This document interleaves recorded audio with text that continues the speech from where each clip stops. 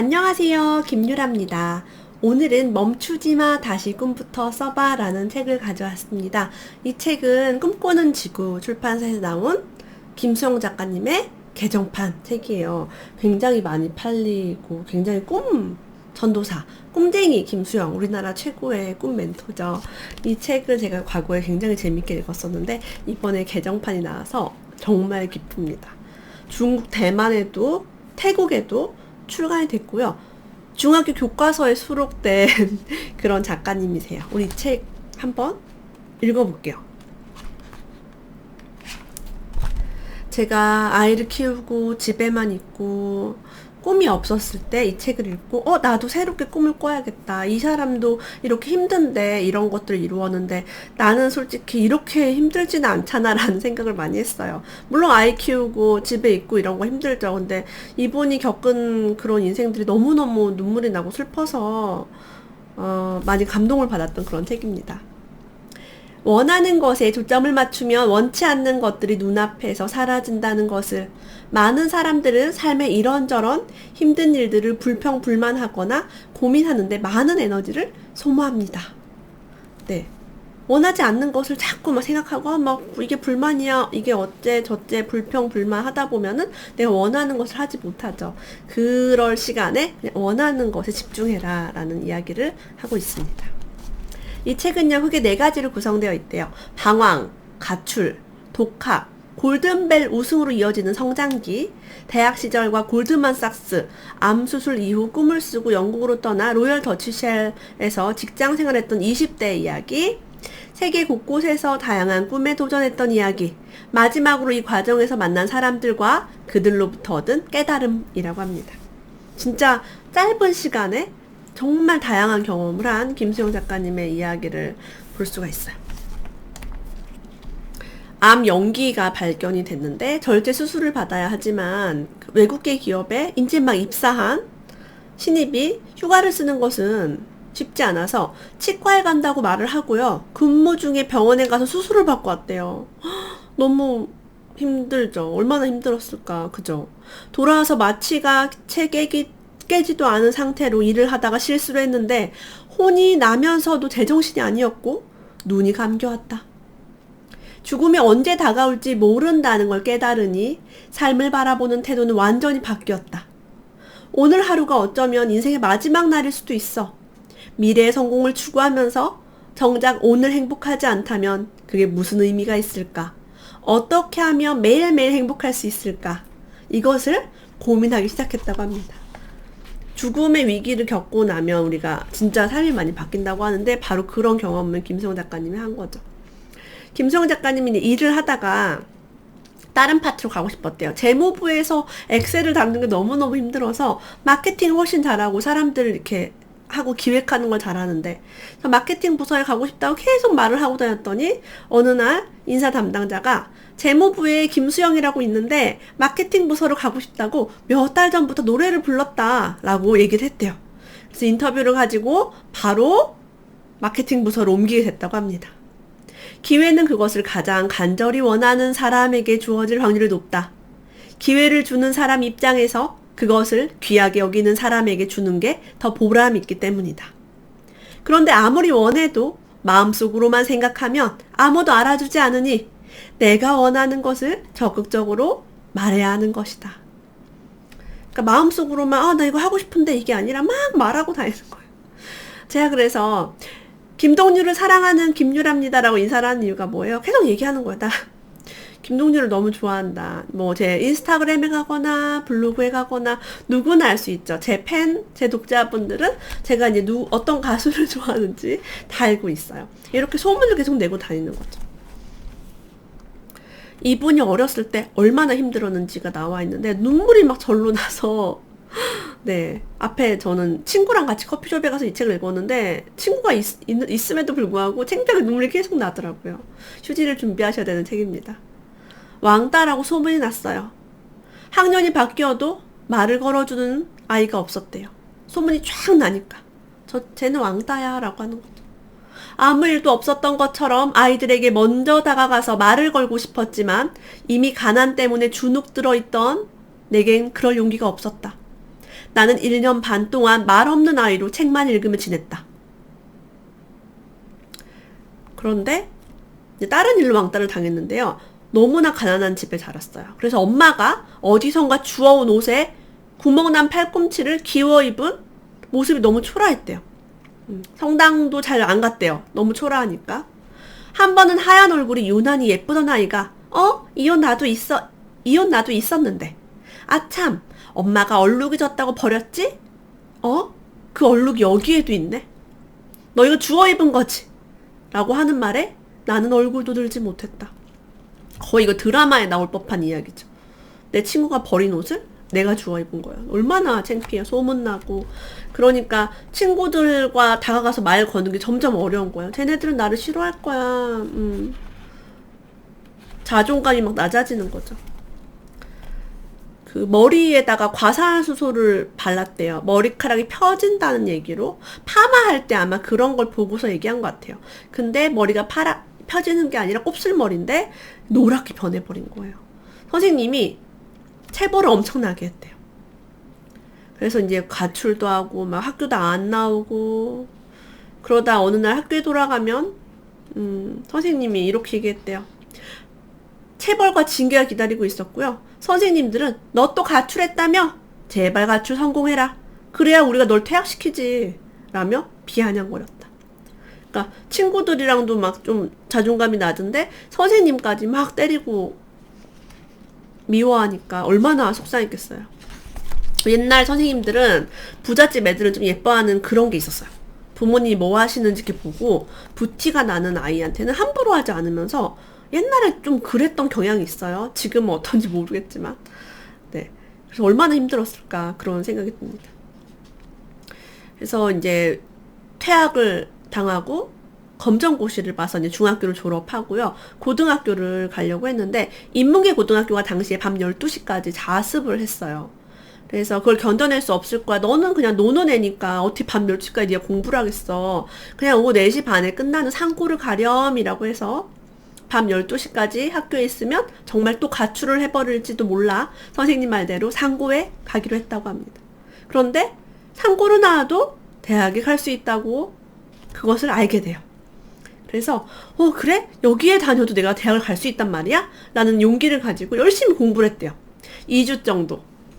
결과는 생각지도 않은 전교 1등을 했대요. 그래서 3년 내내 전교 1등을 놓치지 않았다고 합니다. 부모님과 선생님을 실망시키고 싶지 않다는 생각이 들었대요. 한 번 그렇게 1등을 하면 내려놓기 쉽지 않죠.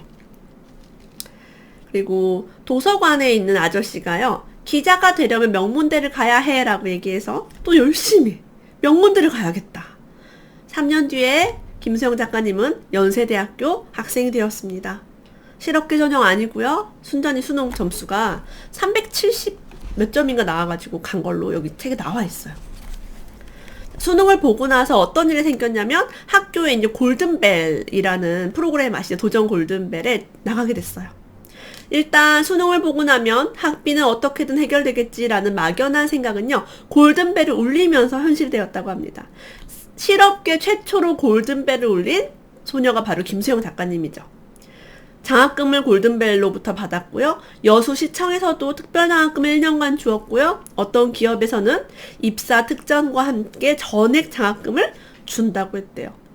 가난해서 대학을 못 갈 뻔했는데 엄마도 그냥 어디 공장에 취업해라라고 했지만 너무 간절하게 가고 싶었기 때문에 이런 모든 일들이 해결되면서 학교를 다닐 수 있었던 거죠. 물론 학비만 해결된다고 다닐 수 있는 건 아니잖아요. 뭐 월세도 내야 되고 생활비도 내야 되고 하니까 계속 쉬지 않고 아르바이트를 했던 그런 삶을 살았다고 합니다. 많은 사람들은 불평하고 불만을 가지고 이걸 하지 못하는 핑계를 댄대요. 불평, 불만과 핑계를 늘어놓을 시간에 어떻게 하면 돈을 벌고 학위를 따고 살을 빼 예뻐질 수 있을지 알아보고 실천에 옮기는 것이 더욱 현명하다. 꿈을 이루는데 장벽이 있다면 어떻게 뛰어넘을 것인지를 고민해야지 고민거리 자체를 고민한다고 뭐가 달라지지 않는다. 성공한 사람들은요, 바빠서 인터넷으로 남들에게 이래라 저래라 하는 댓글을 달 시간이 없대요. 그래서 뭐 악플이라든가 내 꿈에 대해서 나쁘게 말하는 것들을 굳이 막 믿을 필요가 없다. 자, 우리는요, 내 꿈을 이미 이룬 사람들 따라다니면서 그들에게 하나라도 더 배울 시간도 부족하다. 누군지도 모르는 사람에게, 막 인터넷으로 물어보거나 그들의 댓글에 상처받거나 할 필요가 없다는 거죠.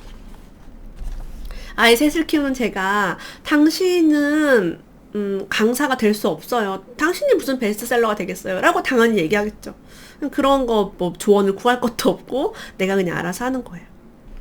자, 많은 사람들이 취업을 하기 위해서 필요한 것이 자신감이라고 합니다. 이분은 정말 좋은 회사를 많이 들어갔어요. 이제 그런 이야기 자세하게 나와 있죠.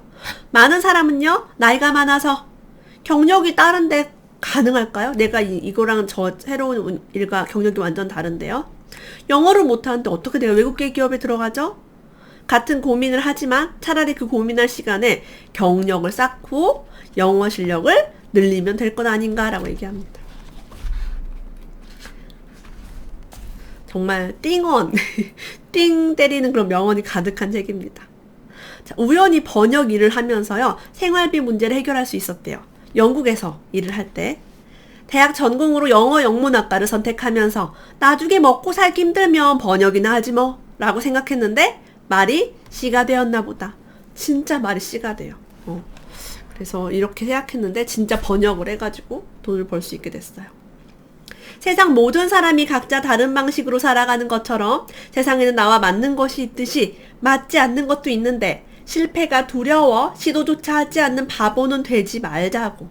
실패하더라도 결과에 집착하거나 자학하지 말고 포기하지 않은 나 자신을 칭찬하면서 겸허하게 그 결과를 받아들이자고. 그렇게 우리의 콘서트는 가슴속에 하나씩 깨달음을 남겼다. 그 스위스 친구가 영국에서 콘서트를 했는데 처음엔 반응이 되게 안 좋았는데 결국에는 돈도 받고 칭찬도 들었고 분위기 너무 좋았다는 그런 이야기입니다. 처음엔 되게 두려웠대요. 망할 것 같고 준비도 안 돼 있고 뭔가 분위기도 안 좋고, 근데 하다 보니까 인정을 받게 된 거죠. 어떤 분은요, 화가로 일을 했대요. 그래서 이제 김수영 작가님 이렇게 말했대요. 와우, 그림 멋진걸요? 나도 이런 재능이 있다면 얼마나 좋을까요? 그 사람이 이렇게 말했대요. 왜 재능이 없다고 생각하죠?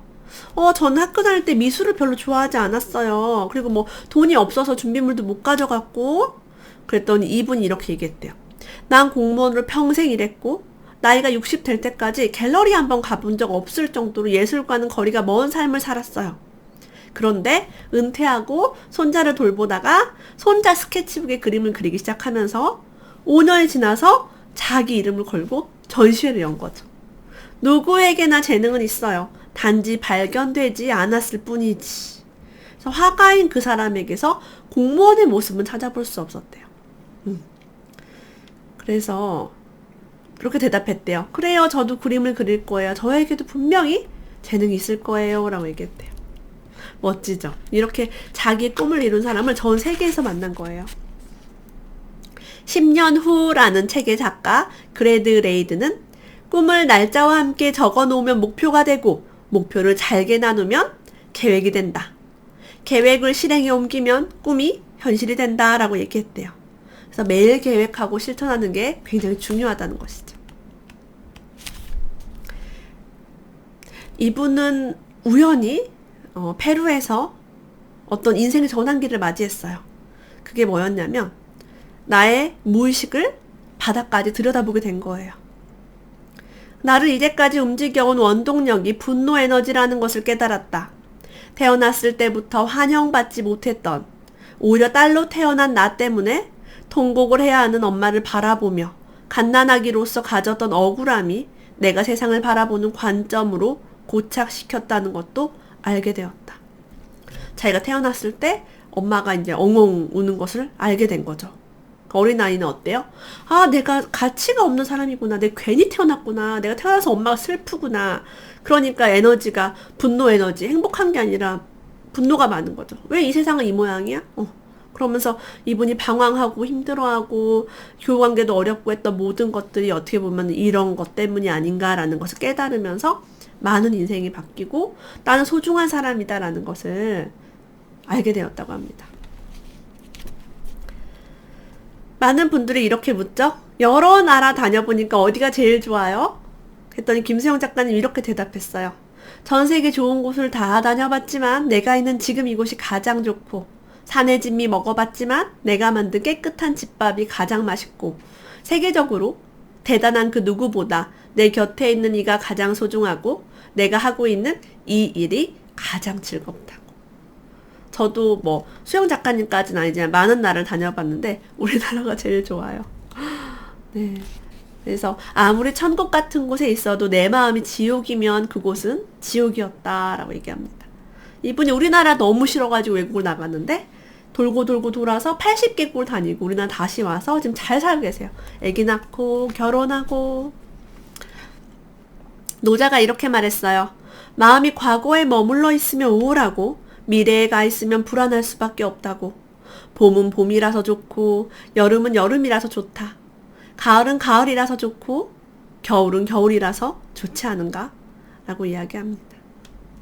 제가 눈물로 읽은 감동의 책, 꿈이 없는 사람에게 꿈을 만들어주는 책, 그리고 꿈이 있는 사람들은 더 그 꿈을 잘 이룰 수 있게 도와주는 책입니다. 오늘 멈추지마, 다시 꿈부터 써봐 읽어봤고요. 여러분들 그 김수영 작가님이 출간 기념으로 북콘서트를 한다고 합니다. 아래 링크 달을 테니까 필요하신 분은 가서 직접 저자와의 만남을 통해서 더 많은 꿈을 이루시길 바랍니다. 오늘도 끝까지 해주셔서 감사합니다. 다음에 또 만나요.